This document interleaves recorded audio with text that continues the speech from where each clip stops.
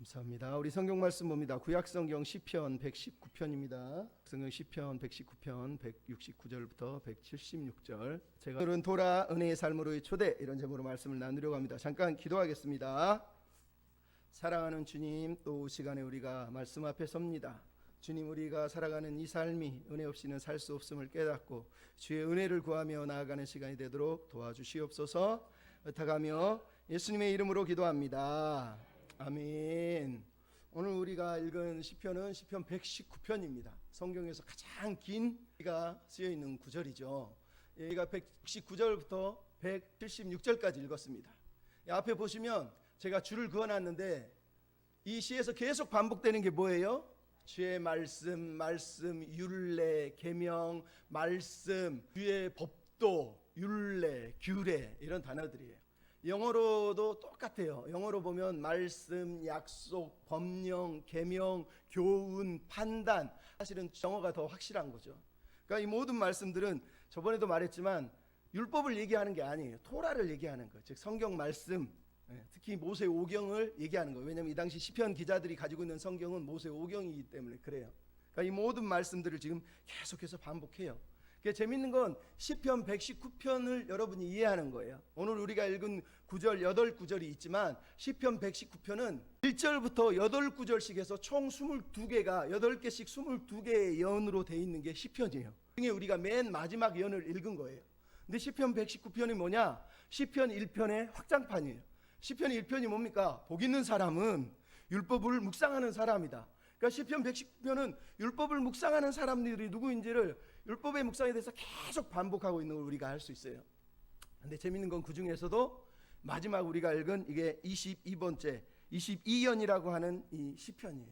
이 시편이 우리에게 주는 은혜가 여러 가지가 있지만 중요한 건 이게 모두 다 토라에 대한 묵상시라는 거예요. 그러니까 하나님 말씀을 묵상하는 시라는 걸 저번에도 말씀을 드렸죠. 자, 그러면 오늘 본문 이 시편 기자가 토라를 묵상했어요. 계속 묵상했다면 1절부터 176절까지 묵상한 거예요. 근데 오늘 본문에서 묵상한 결과가 뭐냐? 첫째는 말씀으로 드리는 기도라는 거예요. 여러분, 우리가 읽은 169절, 170절의 내용이 뭐예요?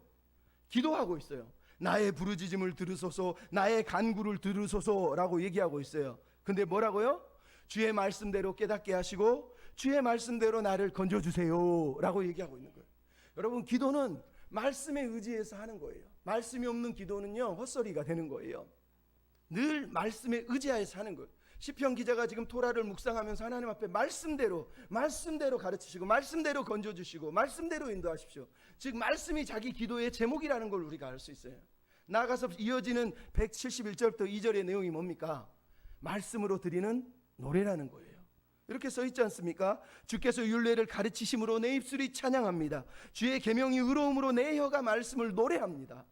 여러분, 말씀으로 찬양하는 거예요. 찬양 또한 우리 감정을 표현하는 게 아니라 하나님의 말씀에 의지해서 그 말씀을 따라서 우리가 하나님 앞에 올려드리는 것이 찬양인 거예요. 그러니까 여러분, 찬양을 드리면서 막 혼자 감정에 치여서 드리는 찬양은 하나님 보시기에 그렇게 이쁜 찬양이 아니에요. 내가 드리는 감정조차도 말씀에 붙들려서 말씀의 고백으로 드리는 찬양이 돼야 된다는 거예요. 말씀으로 기도하고 말씀으로 찬양하는 거예요. 그러니까 말씀이 없는 기도나 말씀이 없는 찬양은 사실은 잘못된 거죠. 왜 말씀으로 기도하고 말씀으로 찬양합니까? 시편 기자가 오늘 본문에서 얘기하잖아요. 주의 말씀이 주의 구원을 사모하게 만들기 때문에. 내가 주의 구원을 사모합니다. 174절에 얘기하고 있어요. 왜 사모합니까? 주의 율법을 즐거워함으로 인하여서 그 마음을 얻게 된 거예요. 왜요? 173절에 뭐라고 그랬습니까? 말씀이, 법도가 항상 나의 도움이 되게 해주십시오. 175절도 똑같은 얘기하죠. 주의 규례들이 나를 돕게 해주십시오. 그러니까 나의 구원은 어디서 온다고요? 주님으로부터 오는 거예요. 근데 그걸 어디서 깨닫습니까? 말씀으로 인해서 깨닫는다. 그러니까 말씀을 통해서 나는 주의 도움을 구하고 말씀을 통해서 주님이 나를 도와주신다는 거. 그래야 내가 구원을 얻을 수 있다라고 말하는 거예요. 그러니까 우리가 말씀의 백성이라는 게 그래서 중요한 거예요. 말씀으로 기도하고 말씀으로 찬양하고 말씀으로 구원을 사모하는 거예요. 근데 왜 이런 고백을 할까요? 맨 마지막 절에 나와요. 우리가 은혜를 사모하는 신앙인이라는 걸 알려주기 위해서 그래요. 여러분, 이게 무슨 말인지 이해를 하셔야 돼요. 오늘 시편은 말씀에 대한 시가 줄줄줄줄 이어지고 있는데 맨 마지막 구절을 보면 양같이 내가 방황하오니 주의 종을 찾으소서 내가 주의 계명들을 잊지 아니하리다. 여러분 이 시를 읽을 때 여러분도 이상하지 않습니까? 아니 시편 119편은 처음부터 끝까지 말씀 이렇게 얘기를 했는데 맨 마지막 절은 뭐라고 그래야 돼요? 내가 말씀을 묵상했더니 내가 구원을 얻었다. 내가 말씀을 묵상했더니 승리했다. 내가 말씀을 묵상했더니 나는 복을 받았다. 이렇게 엔딩을 해주면 야 해피엔딩 얼마나 좋습니까? 야 말씀을 묵상하면 우리가 정말로 행복해지고 말씀 묵상하면 우리는 날마다 승리하는구나. 시편 119편이 그렇게 토라를 묵상해놓고 마지막에 이렇게 써주면 얼마나 좋아요. 근데 마지막 절을 뭐라고 써있어요? 내가 잃은 양 같다는 거예요. 주님이 나를 찾아주셔야 된다는 거예요. 나는 주의 계명을 의지하고 있사오니 나를 찾아달라는 거예요. 왜 이런 얘기를 하겠습니까? 시편은 본질적으로 은혜의 노래예요. 말씀을 묵상하는 사람은 은혜로 이 말씀을 묵상하고 있는 거예요. 말씀을 묵상하는 사람은 뭐 말씀 있으니까 나는 승리자다, 나는 완전한 사람이다, 나는 절대 실패하지 않는다. 성경은 그걸 가르쳐 주는 게 아니에요. 내가 말씀을 묵상하는 이유는 내가 은혜가 필요하기 때문이에요. 말씀이 없으면 나는 은혜 위에 설 수가 없기 때문이라는 거예요. 그래서 시편 기자가 얘기하는 거예요. 나는 은혜가 필요한 사람입니다. 나는 은혜가 필요한 죄인입니다. 왜요? 여러분 본문에 계속 등장하는 게 기도하다가 또 찬양하다가 또 기도하다가 또 찬양하다가. 여러분 어떤 날 기도합니까? 힘들고 어려우니까 기도하는 거. 어떤 날 찬양합니까? 기쁘고 감사하니까 찬양하는 거예요. 근데 시편 마지막 끝나는 이 8구절이 계속 반복하는 게 기도하다 찬양하다 기도하다 찬양하다. 왜 그래요? 그게 우리 인생이어서 그런 거예요. 어떤 날은 막 찬양해서 신나는데 어느 날은 너무 힘들어 괴로워. 그래서 기도하는 거예요. 그러니까 시편 마지막 기자가 토라 묵상 119편을 다 마무리하면서 결론을 얘기하는데 니네 말씀 묵상하면 모든 문제 해결된다? 아무 걱정 없다? 이렇게 말하는 게 아니라는 거예요. 우리는 힘겨운 시간을 살아가고 있기 때문에 더더욱이나 우리는 은혜가 필요한 사람이라는 거예요. 은혜를 어디서 오느냐? 말씀을 묵상할 때 온다는 거예요. 말씀을 통해서 은혜의 사람으로 살아야 된다는 거예요. 여러분 그래서 뭐라고 말할까요? 잃은 양 같은 우리라고 얘기하는 거예요. 시편 기자가 마지막에 우리가 잃은 양이라는 걸 지금 얘기하고 있어요. 여러분 길 가다 보면 집 잃은 강아지들을 봅니다. 강아지를 집 잃고 방황하는 거 보면 너무 불쌍하지 않습니까? 너무 불쌍해요. 근데 강아지보다 더 불쌍한 존재가 뭐예요? 양이에요. 양은 한번 길을 잃으면 길을 찾지를 못합니다. 집에 돌아오지를 못해요. 누가 와서 찾을 때까지 절대로 돌아오지 못한다는 거예요. 누군가 와서 건져줄 때까지 길을 찾을 수가 없어요. 그래서 성경은 뭐라고 그럽니까? 목자의 음성을 듣고 양은 움직이는 거예요. 여러분 오늘 시편 기자가 우리에게 말하는 거예요. 우리 인생이 말씀을 막 묵상한다 그래서 아무 문제가 없느냐 그 얘기가 아니라 우리가 말씀을 묵상하는 이유가 우리가 잃은 양이라는 거예요. 우리는 틈만 나면 길을 잃어버린단 말이에요. 틈만 나면 조금만 정신을 못 차리면 길을 잃고 방황하고 집을 잃어버리고 헤매는 존재들이라는 거예요. 그래서 존 칼빈이 그런 얘기를 한 적이 있어요. 우리 모두는 죄를 지을 수밖에 없는 성향을 가지고 있어서 하나님이 잠깐이라도 놔버리시면 순식간에 우리는 죄로 푹 빠져들어가 버린다. 이렇게 얘기를 한다는 거예요. 여러분 우리는 길 잃은 양이에요. 이 길 잃은 존재라는 걸 잊지 말라는 거예요. 시편 기자가 얘기하는 거예요. 우리가 이 길 잃은 존재라는 걸 알 때에만 은혜가 필요한 거예요. 왜? 오늘 본문에서 얘기하지 않습니까? 내가 잃은 양처럼 방황하오니 주의 종을 찾아주십시오. 찾아주십시오. 여러분 우리가 신앙생활하는 게 그거예요. 내가 주님을 찾기 전에 그분이 먼저 나를 찾아주셔야 돼요. 그분이 내게 다가오셔야 돼요. 그분이 내게 말씀하시고 음성을 들려주셔야 되는 거예요. 그때 주의 음성을 듣고 목자의 음성을 듣고 길을 찾을 수 있는 거예요. 그때야 집을 잃어버렸구나를 깨닫고 다시 집으로 돌아올 수가 있는 거예요. 그래서 오늘 본문이 우리에게 말하는 거예요. 우리는 말씀을 사모해야 돼요. 이 말씀이 우리를 다시 집으로 가게 하고 길 잃은 우리를 다시 제자리로 돌려놓게 하는 거예요. 여러분 우리 인생이 그런 거라는 거예요. 여러분 대단한 존재라고 믿으시면 안 돼요. 우리가 뭐 죄 안 짓고 막 완벽하게 삽니까? 늘 넘어지고 실패하고 우리는 길 잃은 양이 항상 그래요. 그게 신앙이에요. 신앙. 자꾸 내가 넘어졌다고 그래서 나는 믿음이 없나? 나는 넘어졌다고 그래서 나는 하나님을 안 믿는 사람인가? 그렇게 고민하고 의심할 필요가 없는 거예요. 오히려 친구들이 나한테 너 어떻게 지내니? 그러면 우리는 이렇게 얘기해야 돼요. 글쎄 난 잘 모르겠어. 요즘 하도 헷갈려서 어느 날은 기도하고 찬양하면 막 신나게 지내는데 어느 날은 너무 힘들어가지고 고민을 참 많이 하는 것 같아. 항상 이렇게 나는 왜 이렇게 사는지 모르겠어. 그럼에도 내가 하나님 말씀을 붙들고 지금도 살아가. 왜냐하면 말씀을 묵상할 때가 되면 말씀이 나에게 평안함을 주시고 감사를 주고 내가 다시 하나님의 백성임을 깨닫게 해주거든. 나는 그렇게 사는 것 같아. 나의 일상이 그래. 이렇게 고백하는 거예요. 지금 시편 기자가 얘기하는 거예요. 여러분 우리는 항상 헤매고 방황할 수밖에 없는 존재들이에요. 그래서 우리는 말씀을 붙들고 말씀을 묵상하면 하나님의 말씀이 우리를 붙들어 주시는 거예요. 하나님의 말씀 때문에 우리가 은혜를 붙들고 은혜의 백성으로 살아갈 수 있는 거예요. 그래서 우리가 말씀을 붙들어야 되는 거예요. 토라라고 하는 하나님의 말씀, 모세오경을 우리가 지난주부터 계속 연구하는 이유 중에 하나가 그거예요. 단순히 율법을 공부하는 게 아니라 하나님의 말씀을 우리가 공부하고 있다는 걸 기억하시고, 말씀이 우리를 왜 은혜로 붙들어서 살게 하시는지를 이 시간 잠깐 묵상하는 시간이 됐으면 좋겠어요. 리뷰, 지난주에 우리가 했던 얘기 중에 하나가 있어요. 뭐요? 토라는 모세오경을 말합니다. 율법은 모세오경 중에 한 부분이에요. 그러니까 우리가 율법으로 오해해가지고 모세오경 아니면 구약성경을 다 율법이라고 생각하는 사람이 있어요. 그래서 율법과 은혜는 대치되고 복음과 율법은 대치되니까 구약성경은 읽을 필요도 없고 이러면서 옛날에 말시온 같은 이단처럼 막 구약성경을 외면하는 사람이 있어요. 신약성경만 은혜라고 생각하는 사람이 있단 말이에요. 근데 그렇지 않잖아요. 예수님도 사도 바울도 다 구약 성경을 인용해서 복음을 얘기하고 구약 성경을 인용해서 우리에게 하나님의 말씀을 가르쳐주고 있는 거란 말이에요. 그래서 모세오경에 대해서 오해하시면 안 돼요. 그래서 모세오경을 자꾸 토라 이렇게 말하는 건 율법이라는 게 아니에요. 이거는 율법책이 아니에요. 하나님의 말씀이란 말이에요. 그래서 하나님의 구원의 약속이 서려 있는 게 모세오경이에요.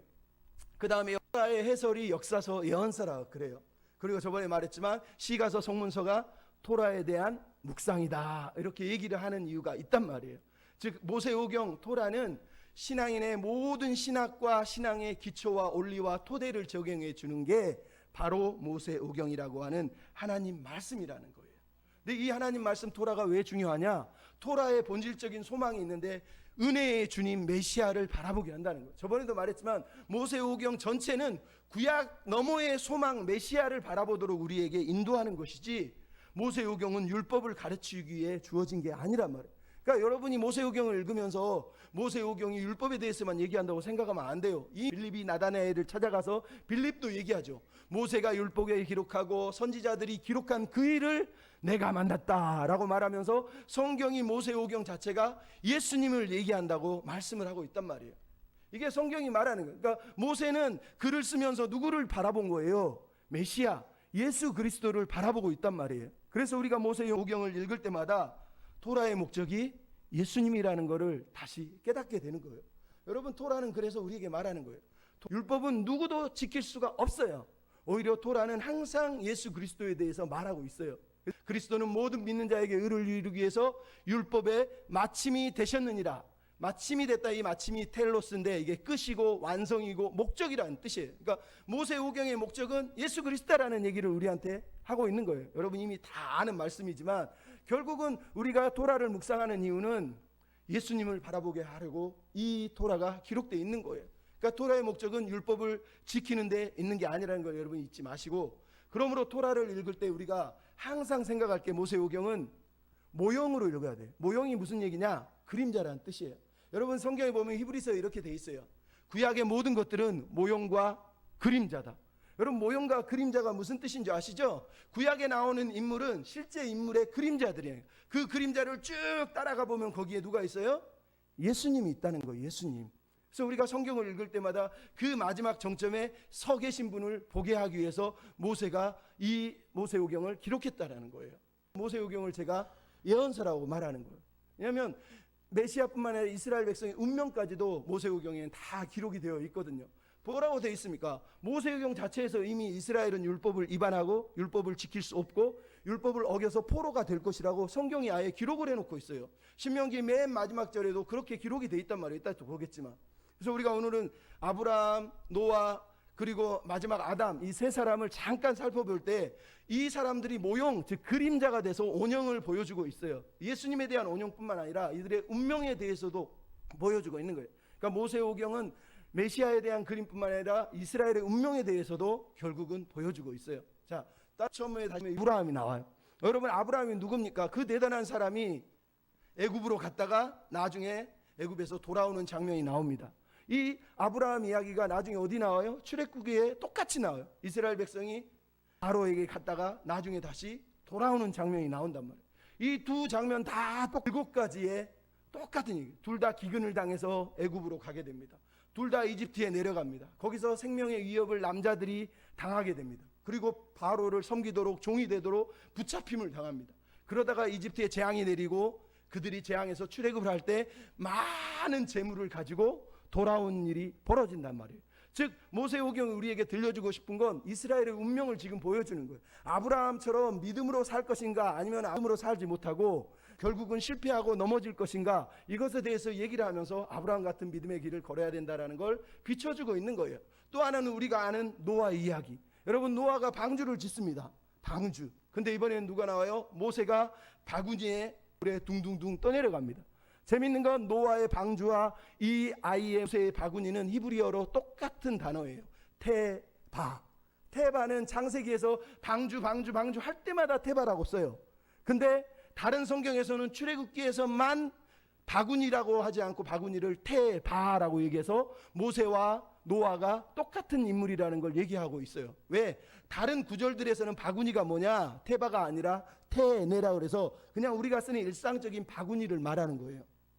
그러니까 노아나 모세나 하나님이 테바라고 하는 곳에서 구원해 주셨다는 얘기를 하고 있는 거예요. 그러니까 노아나 모세는 똑같은 사람들이에요. 둘 다 물에서 보호를 받아요. 방수가 된 어떤 공간에서 보호를 받아요.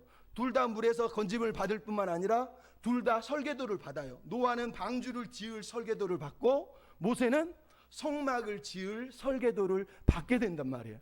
그러니까 노아와 모세는 똑같이 구원자의 예포로 등장을 하고 있어요. 그들이 모두가 구원자가 돼서 노아가 자기 백성들을 구원한 것처럼 모세는 이스라엘 백성 전부를 구원하는 구원자로 등장을 하고 있단 말이에요. 그래서 모세가 장차 오실 예수님을 예표하는 존재라는 걸 우리에게 보여주고 있어요. 마지막으로 우리가 볼 수 있는 게 아담입니다. 여러분, 아담에게 하나님이 창조 명령을 할 때 뭐를 했어요? 축복을 하고 생육하고 번성하라고 명령을 내리시고 그 다음에 땅을 정복하라 이렇게 말씀을 하십니다.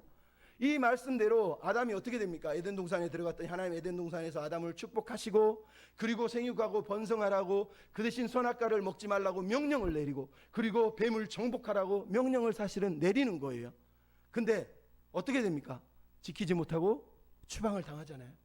이스라엘도 똑같다는 거. 왜? 이스라엘을 하나님이 가나안 땅에 넣어주시고 축복을 하시고 그 땅에서 하나님의 명령을 지키며 살면 복을 얻는다고 얘기를 하는데, 그리고 그 땅 가나안을 정복하라고 말씀을 하시는데 이스라엘이 어떻게 해요? 그 명령을 지키지 못하고 추방을 당한단 말이에요. 여호수아 열왕기서가 다 추방 당하는 결과까지 이어지고 있지 않습니까? 결국은 아담과 이스라엘은 똑같은 운명이에요. 아담은 그 몇 개도 안 되는 계명을 못 지켰는데 이스라엘은 613개나 되는 계명을 지킬 수가 있을까요? 성경이 지금 말하는 거예요. 내가 너희를 구원하는 이유는 율법을 지켜서 구원받으라고 구원한 게 아니라는 거예요. 이게 성경 처음부터 얘기하는 거예요. 아담은 한두 개도 못 지키는데 이스라엘이 율법 613개로 구원을 받을 수 있겠느냐? 절대 그럴 수 없다는 거예요. 결국 아담의 이야기가 우리에게 들려주고 싶은 게 뭐냐? 이스라엘과 아담은 똑같다는 거예요. 율법을 지킬 수가 없다는 거예요. 율법을 통해서 우리는 구원을 얻는 백성이 아니라는 거예요. 토라를 주신 목적이 뭐냐? 율법 너머의 소망, 아까도 얘기했지만 메시아, 은혜의 주, 은혜의 주님이 오셔서 우리를 구원하지 않으면 우리는 구원을 받을 수가 없다는 얘기를 하려고 지금 성경의 이야기가 등장하는 거예요. 그러니까 아브라함이든 모세든 아담이든 노아든 모두가 뭘 얘기하는 거예요. 결론은 우리에게 소망이 없고 메시아로만 소망이 있다는 걸 강조하라는 거예요. 토라의 맨 마지막 장이 신명기 29장에서 34장이에요. 근데 30장 1절에 이런 구절이 나와요. 내가 내게 진술한 복과 저주가 내게 임함으로 내 하나님으로부터 쫓겨나. 즉 모세는 모세오경 마지막을 쓰면서 너희는 율법을 절대 못 지켜, 너희는 쫓겨날 거야, 너희는 추방당할 거야, 이 얘기를 이미 하고 있다는 거예요. 물론 자유주의자들은 이게 포로 귀환을 경험하고 나중에 신명기 저자들이 이거를 만들어가지고 뒤에다 붙였다 이렇게 말하는 사람들이 있지만 개혁주의는 그걸 믿지 않습니다. 오히려 우리는 성경 전체가 하나님이 주신 말씀이로 믿기 때문에 하나님이 모세에게 예언의 은혜를 주셔서 이스라엘의 마지막 운명, 그들은 율법을 지킬 수 없고 결국은 율법을 지키지 못하고 포로로 끌려갈 운명이라는 걸 성경이 모세를 통해서 이미 예언을 하고 있다는 거예요.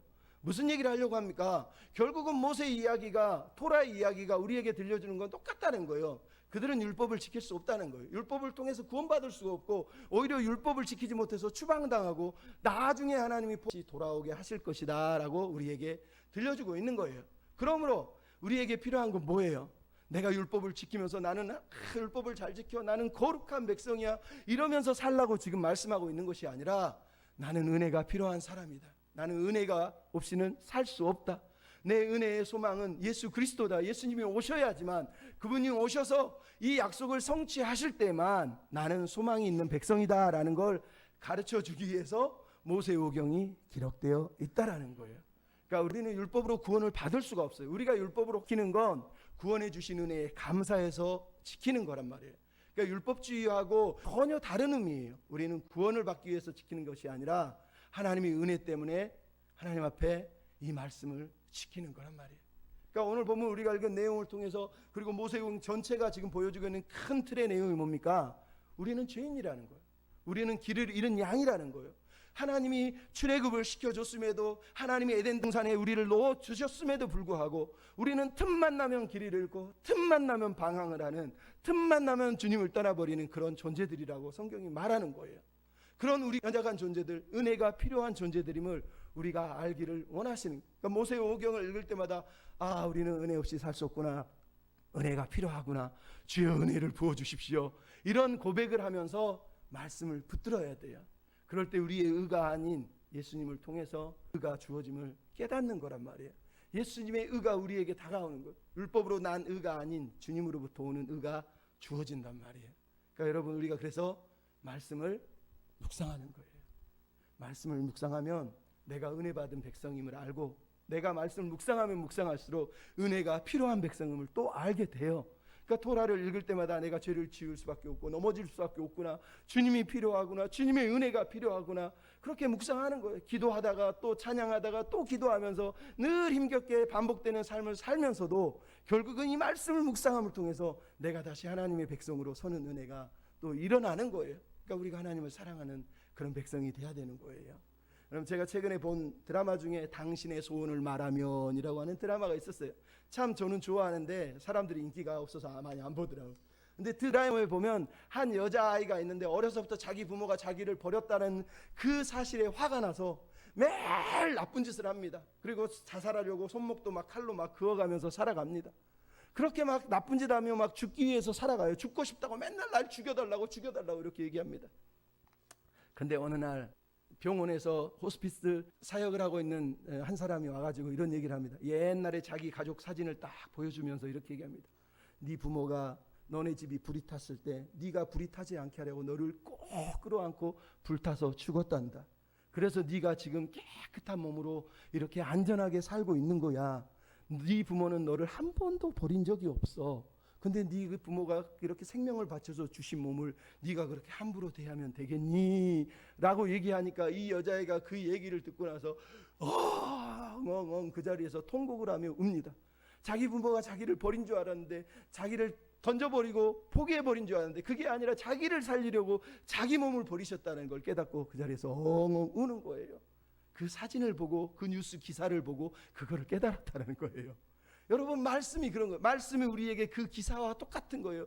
여러분이 은혜가 없습니까? 말씀을 보세요. 말씀에 나를 위해서 우리의 부모 되신 하나님이, 우리의 부모 되신 예수님이 나를 위해서 대신 불타 죽으시고, 나를 위해 대신 십자가에 못 박혀 죽으시고, 나를 위해서 생명을 주신 사건이 이 말씀에 다 기록이 되어 있단 말이에요. 주님은 나를 한 번도 버린 적이 없고 여전히 버리지 않고 지금도 버리지 않고 나를 붙들어 주시려고 하는 거예요. 그 은혜를 어디서 기억한다고요? 말씀을 묵상할 때, 말씀을 사랑할 때 그 말씀이 은혜를 깨닫게 하고 은혜의 백성으로 나를 세워주시는 거예요. 여러분, 우리 모두가 말씀을 붙들고 은혜의 백성으로 살아가는 그런 사람들이 다 되셨으면 좋겠습니다. 아멘. 우리 주님께 순종해요. 같이 찬양 드리시고 기도하고 마치겠습니다.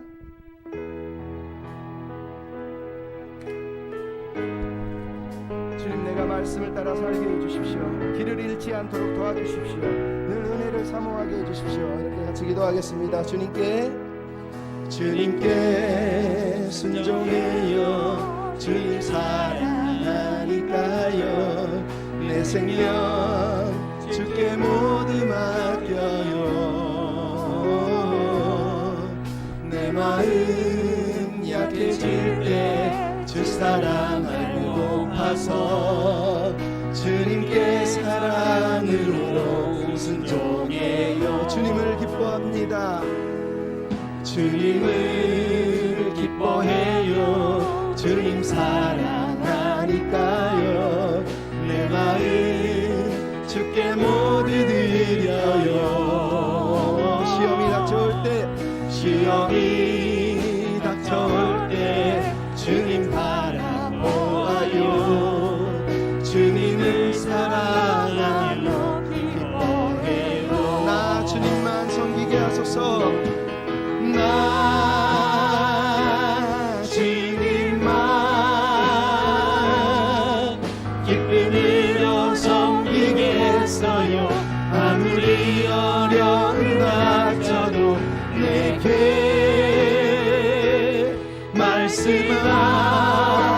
주옵소서. 주님 뜻 따르게 나 주님만 섬기게 하소서. 나 주님만 기쁨으로 섬기겠어요. 아무리 어려움이 닥쳐도 내게 말씀하소서. 주님 뜻 따르겠어요.